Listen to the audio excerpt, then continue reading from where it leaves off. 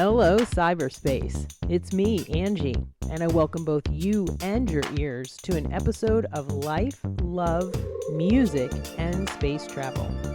In case you're wondering who Angie is, I'm Angie, and I'm super stoked to spend some time sharing with y'all some of my experiences and thoughts on living, loving, music, and space travel, or spiritual experiences as I often refer to as space travel.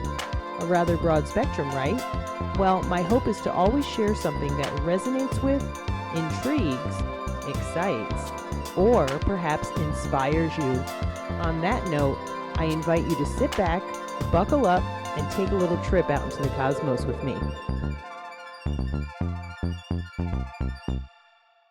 Hello, cyberspace. It's me, Angie, coming to you with episode number 42 of my podcast, Life, Love, Music, and Space Travel. Thanks for joining me today. Over the last few months, I've been thinking lots about relationships and how they can so often, more appropriately in my experience, be referred to as relationshits. Now, I know I'm not the only one that's going to resonate with, for sure. Relationships. Oh my goodness. It's been something I've been thinking about kind of heavily for the last few months. Yes, you have all heard me talk about why I started my podcast. Pretty much because of a relationship, a pretty long-term relationship having come to a close, and how I was embarking on this whole new experience. So it's had me thinking again this last couple weeks, specifically about relationships, because I have quite a few relationships going on. And my world used to be pretty small. For quite some time, I only had to focus on a few different things. But now, in this last year, there's been all kinds of relationships that have come into play. I'm going to go look for a definition because I know it's helpful to me. I figured out, I was like, what is a relationship? I'm using our good old friend Google. So relationship, the way in which two or more concepts, objects, or people are connected, or the state of being connected. There is also the definition of toxic relationship. The term toxic relationship defines an unhealthy relationship where either or both sides feel drained, trapped, and manipulated by the opposite side. It might be physically, mentally, or emotionally abusive altogether, or either of them. Healthy relationships need effort and adjustment, which is missing in a toxic relationship. So as I think about relationships, I'll probably say those two words 1,000 times in this episode. No, there's all kinds of different relationships that I can have. As it mentioned, people or things, but I can be in relationship with my dogs, fellow human beings, work, my body, the higher power, my mind. There's so much that I'm connected with in relationship, whether I want to know it or not. And for me, left to my own defenses, in truth, I would find myself living at the end of a dirt road with my dogs, not in contact with any of the other human beings, because it's challenging. Yeah, I find it's very challenging at times to participate with others. What I find these days is because I don't use certain things anymore. I don't have that drink at the end of the night or getting lost in that drug. And so to be with others and to deal with others requires me quite often to use my tools, as I often say, and that can become exhausting. And those tools are things like having to find compassion for or remind myself that the person is a sick person or that they didn't mean their behavior to be harmful to me. I just happen to be at the receiving end of their bad day, whatever it is. I don't always want to work at either making excuses for somebody else's behavior or whatever it takes for me to get through that. So at times I would rather be alone. Now it's different. I can go someplace and be around a lot of people, but not be connected or attached. And that's a lot easier. So let's say I go to a concert, even though some people can get in my face or their behavior can rub off on me, I can usually kind of brush it off. But when I'm with someone in particular, then it becomes challenging. Now, I will say over the last, many years, I have definitely gotten better at relationships, in working through them, in dealing with them. And especially now, I mean, I'm living with 3 people, my family, mom, dad, and my brother. And we all know how to push each other's buttons, and we all have our own things going on. So there are plenty of opportunities for me to step back, mind my own business, not personalize, and do the things that are required for me to not attach myself to their stuff. I've gotten pretty good at it. We've definitely had some clashes. There have been some intense moments, but overall, it's really been pretty wonderful. It's funny. I feel like I used to live in the state of relationships. And now I live a few states over. That's proof, I'd say, that I've come a long way, considering having been able to make it a year, pretty much, living with my family. And we have a house full of animals, 3 dogs at this point. There were 4, Haley has passed on, and 4 cats. That's definitely a lot to be going on. I'm grateful for, I'll call it my program, my toolbox, my willingness to work through stuff. Now, that being said, I've had some other stuff going on lately that has required me to really use my tools. And that's had me thinking about relationships. When is it time to really let go? When is it time to step away? I'm actually going back to, I'm picking up a shift at Jack Mackerel's. That's a work relationship. I have really enjoyed all my coworkers, but I have taken a hiatus since, October, I think was my last shift.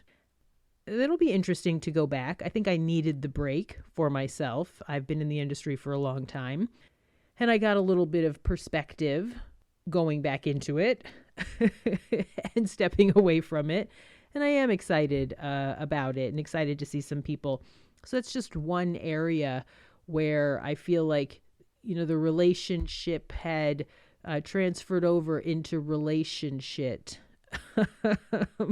Once again, not coworker or employer-wise, but mostly actually the customer stuff. And that's at every restaurant I've ever worked at. Nothing being focused directly at Jack Mackerel's. Please go eat there, everybody. It's great, yummy food right by the ocean. Now, I've had some other relationships going on. I recently had somebody come at me in a couple different aspects, calling me out on stuff, getting into my business. Very inappropriate, really none of their business whatsoever. And they came at me pretty passively aggressive. I didn't really know how to handle it. They were mean. And this is a person I don't even know. And yet I found myself kind of attached to it and for some reason feeling like I owed them something. And what I came to realize too was that I needed to step back and check myself before I wreck myself, which is another one of my past episodes that you can go back and listen to. It brought up for me how grateful I am to be reminded that I have choices and to look at what it is that's affecting me and what I have to learn from it. This particular experience really touched a nerve. That was their purpose also. They were really trying to press buttons. They were asking me about a situation that took place 25 to 30 years ago. And they mentioned that I had actually mentioned them on the podcast. And they might hear this too and think that I'm talking about them. And I am. Because the whole thing was pretty ridiculous.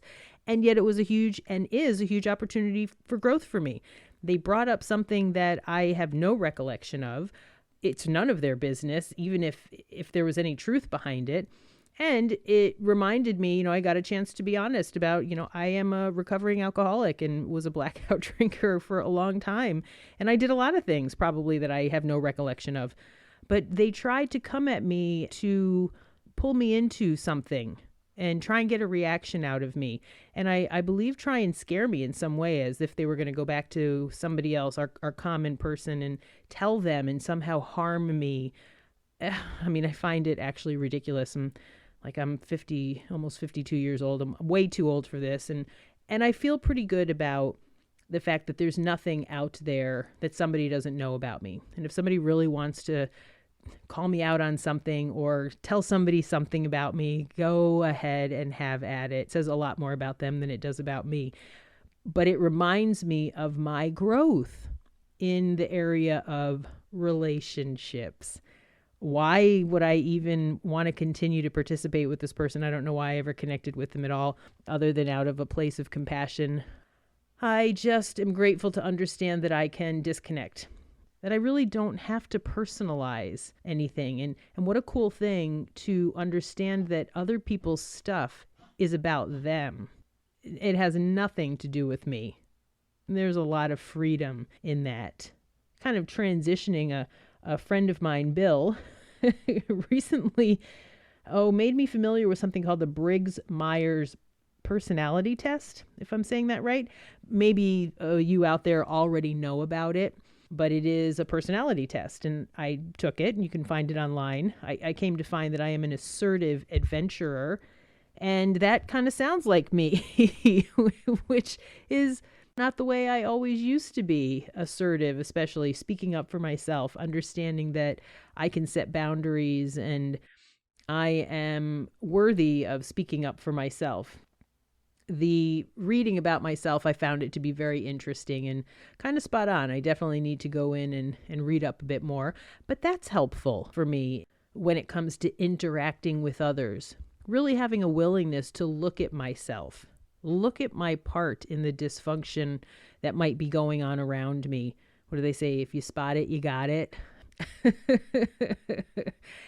As everybody knows, I'm far from perfect. I have a long ways to go when it comes to growing. I feel like as long as I'm on this planet, I'm forever going to be growing. What a freedom to be able to look at what's happening in my relationships, what's going on around me, and sit back and sort of think, like, what's mine, what's theirs, what's the higher powers? What is it that I need to do, say, or not do or say? I've heard it said, does it need to be said? Does it need to be said now? And does it need to be said by me? Those words are pretty powerful, because that's led to healthier relationships for myself. And that's really where this topic is, or this conversation with myself and all y'all out there who are listening, that's really where it's leading to, which is that I am looking to continue to build healthy relationships. And I have been. I do have people in my life today who are really there to be in my corner, to fully support me. I'm going to give out some big props to my soul sister, Sarah. We have never met in person, and yet she has become a steadfast supporter, a friend, sister, my soul sister. I can hardly wait to get onto the West Coast and meet her in person, but we talk regularly, and she is there for me, can really help, wants to help, allows me to be there for her. It's a wonderful, healthy relationship that, had I not changed and grown and been on this journey of personal growth, spiritual growth, I would never have found something like this. My friends from Colorado, Jill and Jamie, my two gal pals, who I stay in pretty regular contact with, enough that they continue to reach out to me. That's huge. I mean, that's what I've come to understand too. There's a big part in having a relationship or having a relationship. If there is not equal connection, one reaching out and the other reaching back, the other reaching out, the other reaching back, you can't do much without participation on both parts. And then my very dear friend Billy here also. We've built a friendship over the last few years, and I am profoundly grateful for her as well. And I struggled for a long time with having people in my life that I was really willing to turn to. I kind of made my world pretty small, relied heavily on one person, which is on me. I allowed my world to get really small for lots of reasons. Well, things played out the way they did, and I don't ever want to be reliant on one person.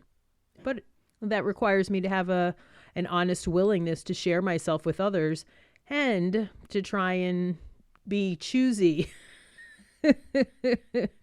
about who I'm sharing myself with. Oh, I mean, that's a practice in itself. I'm going to New Orleans with a new friend, Sharon, and a couple of her friends. I'm excited about that. Spending a few days with a couple women, listening to some music, building some relationship and friendships. It could turn into relationships. We'll see. But thank goodness the music will be there to help me through it. But that's exciting as well. Letting relationships go. Knowing when the time has come to let a relationship go, knowing when it's time to continue it. There's a lot of nuances, I guess, to the whole relationship idea.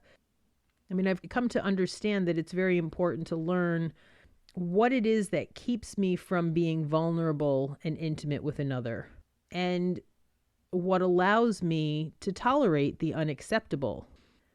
And those are things that ultimately I want to remove what keeps me from being vulnerable and intimate with another. And sometimes that means I have to remove the person. There's something in the way of my allowing myself to let down my guard. I had that come up for me in an experience recently where I thought it was me who just couldn't let down my guard and that I had issues with intimacy. And the truth is, this person in my life who I was kind of struggling with, that's just not meant for us. There's something from them that won't allow me to let down my guard. It's taken some time for me to look at that stuff. And then, as mentioned, removes what allows me to tolerate the unacceptable that helps me to get out of a toxic relationship. As I put stuff down, relationships either just go away on their own, they tend to disappear, and allow room for new relationships. There are things that I have to do, absolutely, to get to this place where I have the tools that help me. And those are things that I've come to find, like meditation. Meditation's been powerful. I actually started meditating a few years ago. I use the Headspace app. I love it. If you're not familiar with Headspace, you can just go to headspace.com. Very user-friendly. You can get the free version of the app, and it is extremely easy to use. I started with 3 minutes, and that just quieting of the mind has been the beginning of taking care of Angie. They have all kinds of different meditation programs that you can use. There's one on relationships, I think, one on change, letting go, all of that kind of stuff. Ketamine has been incredibly helpful with relationships. I suppose it's kind of quieted my mind. And I don't want to say this in a negative manner, but it's helped me to give a lot less of a shit about the stuff that doesn't matter. The people that don't matter. And that may sound cold, but not everybody matters. It doesn't mean I have ill will towards anybody, but some people just don't matter, especially if I'm putting their feelings ahead of mine out of codependent behavior. I have no reason, no willingness to do that anymore. That harms me for sure, and it's certainly not healthy. Participating in my own recovery is incredibly helpful in growing my relationships, especially the relationship with my higher power. I mean, that is a relationship that I never really had any interest in. I didn't really think about having a relationship with God or the force, source, universe, whatever you want to call it. It is probably the most important relationship that I have. I need to turn to it and ask it for guidance, especially when I'm dealing with relationships and whether somebody is supposed to continue to be a part of my life or whether I'm supposed to let that person go. I didn't really touch on it, but the relationships that I have with my dogs are, It's like no other. I love them desperately. And I've been challenged recently. My little dude Chip is older and he's definitely got some stuff going on. Just took them to the vet the other day and he's kind of got this weird cough. I don't think it's a cancer cough, but it is some kind of a cough that seems to be bothering him. And it's got me worried. He can't talk to me. I don't really know what's going on with him exactly. And man, does that cause some relationships. But I love him and I want him to be well. And so I work on the rest of my stuff to try and continue to be able to be there for him. Ultimately, understanding that I am really pretty powerless over people, places, and things. My life is always unmanageable, but I'm not powerless over my reaction. I can still doubt myself sometimes in my intentions, but I'm definitely trusting myself more when it comes to seeing it's like, why am I doing what I'm doing? Why am I continuing to keep this particular person in my life? Why am I holding on to this situation perhaps? That is just the introspective side of things. I'm so grateful to have made it there. It just makes all of the relationships and even the relationships purposeful. I recently had to have 2 teeth pulled. Talk about relationships. Thinking about that, it was a great loss. It still is a great loss. The relationship with my body. I feel like I could go on and on about this kind of stuff, but my suggestion or my light, gentle invitation is to think about why you're participating with whoever it is you're participating with. What are you getting out of it? What are you not getting out of it? I'd love to hear it. If somebody wanted to reach out, find me on my website, www.lifelovemusicandspacetravel.com. Leave me a voice message. Send me an email at ashyisbadass@gmail.com. Let me know your thoughts on this kind of stuff. I know I can't be the only one. This most recent challenging relationship that's been going on admittedly threw me for a loop for a little bit. It kind of had me caring about what this person thought of me and actually almost kept me back from recording this episode, which has probably been all over the place, but my stream of thought kind of recording. But it almost stopped me from recording this out of a fear of offending them in some way or what people might think of me. But this person didn't care at all about what they said to me. They said some really hurtful things. They put some information out that was very hurtful. And I've done nothing like that. I mentioned them on an earlier episode, but out of kind of surprise that they reached out. I haven't done anything harmful or malicious. And I wondered why I cared what this person thought of me. I wish the best for them. But at the same time, I'm grateful to know that there are people out there listening to me because that was brought to my attention as well. So for whatever it's worth, I appreciate everybody listening. And I really appreciate people who have made an effort to be in relationship with me. I'm grateful for my parents. I'm grateful for my brother. I'm grateful for my dogs. I'm grateful for my friends from Colorado and my friends here. I'm grateful for the social network, I'll say also, because it's a strange kind of relationship and I have to be picky and choosy about what I choose to do or how I choose to participate on there. But it's a wonderful way to stay connected with people who I would never be able to stay connected with otherwise. Relationships come in many forms, and I have to continue to work on Angie in order to continue to be in relationship with others. And I need to know when to step back also and make time for self-care. It does bring me back to one of my favorite quotes. I do bring it up a lot. I love Ram Dass. His quote is, I've mentioned it many, many different times, but I love it. It says, I can do nothing for you but work on myself. You can do nothing for me but work on yourself. That I find is the truth. If I'm working on Angie, then I'm possibly going to actually be a better friend, sister, daughter, eventually maybe a girlfriend or something to somebody, a family member, a cousin, whatever it is, I'm going to be a better person to have a relationship with. I'm going to close this out with a few questions from my favorite app, one of my favorite apps actually, Poddecks. Yes, you've heard me talk about it. And these questions I actually did pull out of the relationship deck.